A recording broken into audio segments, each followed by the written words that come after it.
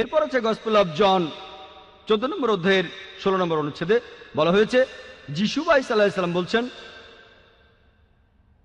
আমি পিতার কাছে প্রার্থনা করব, তিনি সাহায্যকারী পাঠাবেন যে সবসময় তোমাদের সাথেই থাকবে।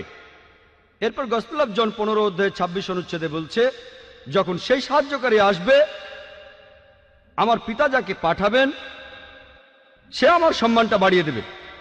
এরপর গসপেল অফ জন 16 নম্বর অধ্যায় 7 অনুচ্ছেদে আছে, আমি তোমাদের সত্যি কথাটাই বলে ফেলি, আমি চলে গেলেই তোমাদের সবার জন্য ভালো হবে, কারণ আমি যদি চলে না যাই তাহলে সেই সাহায্যকারী আসবে না, আর আমি চলে গেলেই সে এখানে আসবে। আর খ্রিস্টানদের বলতে শুনবেন, এই সাহায্যকারী বলতে বোঝায় পবিত্র আত্মাকে।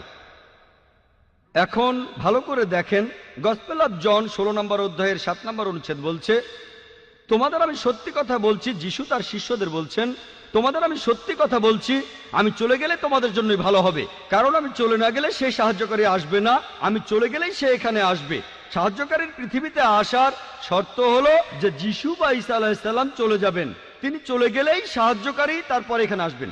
আমরা জানি যে পবিত্র আত্মা তখনও ছিল যিশুকে যখন ব্যাপটাইজ করা হয়, এমনকি যীশু খ্রিস্ট জন্মানোর আগেও পবিত্র আত্মা সেখানে ছিল যখন তিনি মায়ের গর্ভে ছিলেন। অনেক জায়গায় বাইবেল বলা হয়েছে, তাহলে এই সাহায্যকারী আসলে পবিত্র আত্মা হতে পারে না। এরপরে দেখবেন এই সাহায্যকারী শব্দটা যদি গ্রিক বা অ্যারামাইক ভাষা দেখেন, গ্রিক ভাষায় এই শব্দটা হলো প্যারাক্লিট, এটার অনুবাদ করা হয়েছে সাহায্যকারী। প্যারাক্লিট শব্দটার অর্থ আসলে সমর্থন করা। মূল শব্দটা হলো প্যারাক্লিটস, যার অর্থ যে প্রশংসা করে অথবা যে প্রশংসা পাওয়ার যোগ্য। আমরা জানি যে আমাদের নবীজির দুটো নাম আছে, আহমেদ আর মোহাম্মদ সাল্লাল্লাহু আলাইহি সাল্লাম। এখন শব্দটা যাই হোক, ধরেন প্যারাক্লিটস যে প্রশংসা করে বা প্রশংসনীয়, অথবা ধরেন প্যারাক্লিট